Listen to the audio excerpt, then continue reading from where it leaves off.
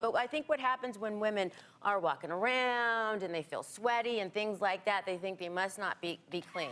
But what happens in the vagina, okay, if you think about this is a vagina, and then the cotton, but I love cotton candy, but anyway, this is bad for this example, but the cotton candy adds the lactobacillus, the good bacteria that's in there, and then this is the douching, okay, even it's just warm water. Basically, you're washing away all those good bacteria that are in there that are keeping it a normal vaginal pH. So in your office, do you see women that do douche get more vaginal infections? Yes. So let me give you some tips, real quick tips about how to stay that ladylike fresh without douching. Basically, cotton underwear. You just don't want to trap the moisture because that gives the odor. What we talked about keeping your belly hairless because the hair traps the odor. So different ways, healthy ways to keep it hairless.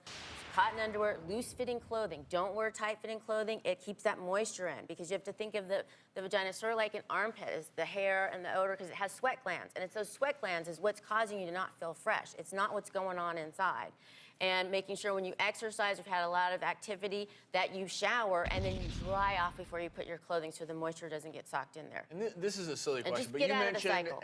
After sex, always douching. Is there anything That's actually even worse because Okay. if you're, especially if you're with a partner who may have an infection or something, you may be pushing an infection up into the tubes and you can cause scarring in your tubes and your uterus and things like that. So that's really, really a bad idea, especially after sex. Are you convinced, Cody? Yes, I am. Thank you, Dr. Lisa. Thank you, Cody.